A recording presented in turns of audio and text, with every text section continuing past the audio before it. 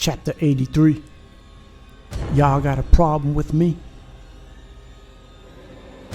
The room Benny walked in was occupied with multiple homicide task force and FBI agents. They paid him no attention until he yelled out, "Y'all got a problem with me?" They stopped what they were doing only to see a fully automatic Mac 11 being pulled from Benny's waistband and his index finger massaging the clitoris. It was no more sweet talk. An FBI agent was killed instantly. Bullets ripped through his suit jacket and lodged into his chest cavity. He slumped over in his chair, blood oozing from his mouth. The rest of the officers all pulled their weapons while diving under desks and office chairs. A few ran out of the office, leaving their comrades behind. The hallway filled with officers and civilians turned into a stampede as no one could fully tell where the shots were coming from. 100 armed men and women with their arms out taking cover and inches away from killing each other. Some were running for the exits and flooding the elevators. A few stayed behind. A female officer immediately returned fire, hitting Lees in his shoulder. Another bullet hit his Mac 11, permanently disabling it. He still had 2 more full clips, but the gun was useless. The tiger lost a tooth, but he still had claws. Benny then rushed towards her so quickly that she didn't get a chance to let off another shot. He wrestled her gun away from her, a Glock 17, then dumped most of her own bullets into her head at close range. One got stuck in her tongue.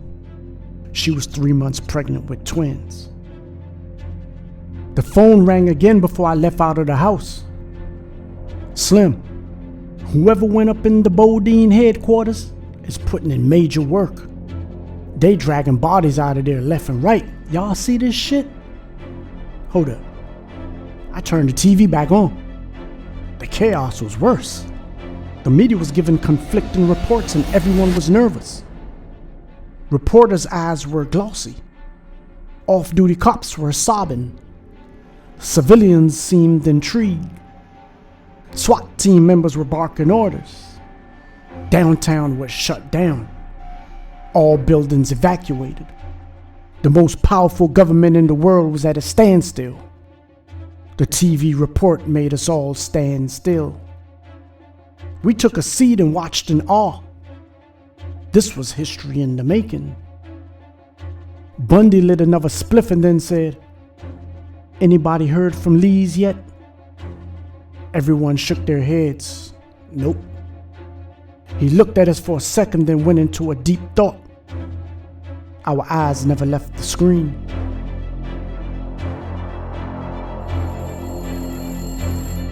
The phone was ringing off the hook.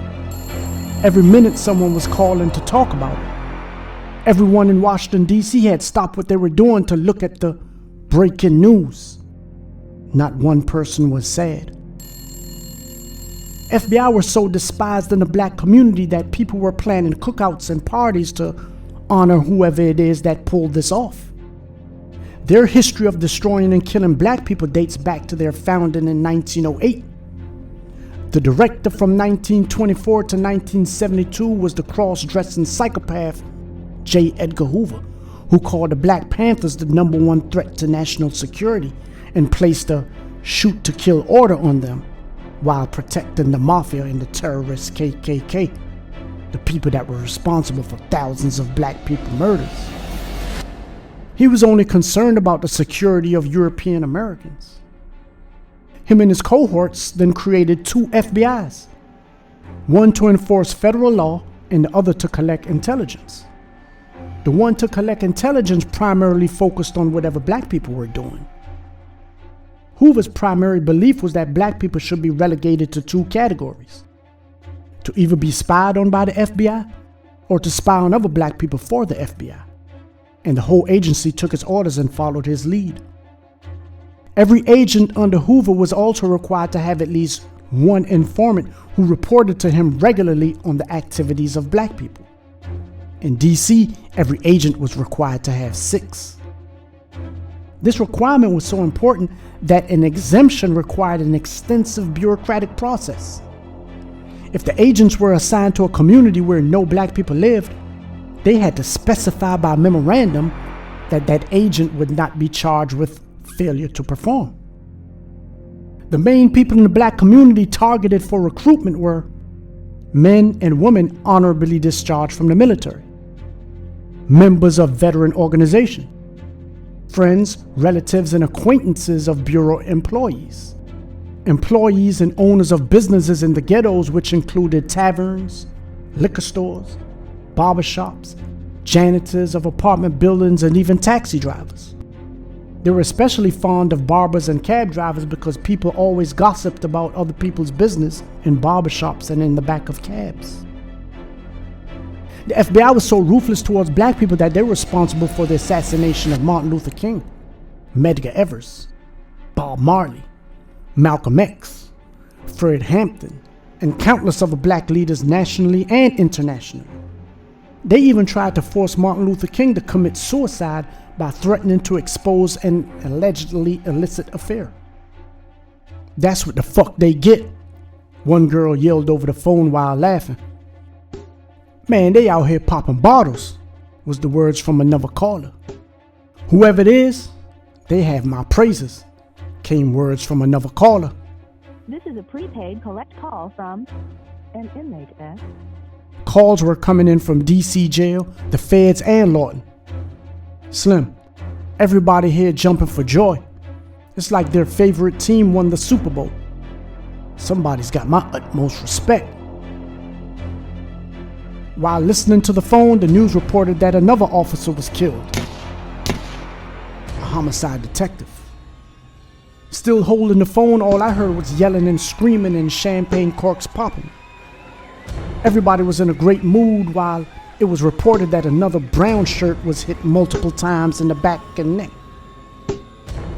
A teenage snitch there to collect money for informant on a case involving the murder of an Alabama senator's aide was also hit. Dozens of bullet holes pocked the walls, and thick smell of gunpowder and gun smoke were choking the reporters and witnesses. Over 50 SWAT team members were outside the door while one of them shot stunning smoke grenades into the room. The smoke grenade created enough of a diversion that they were able to grab one of the dead bodies by the legs and quickly drag him out of the room. Bullets were still coming.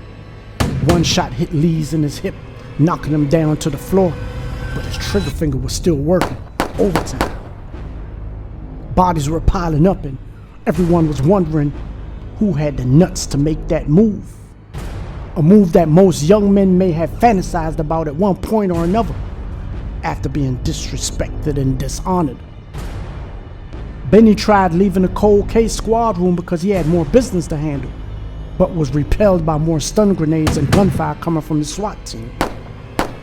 He was firing back with a dead cop's Glock, taking extra clips from off of the dead cop's belts. The Mac 11 was permanently disabled. It sounded like Vietnam inside of the police headquarters. After a 40-minute barrage of murder and mayhem, the shots came to an end. Benny was wounded from ricocheted shrapnel from a bullet he fired.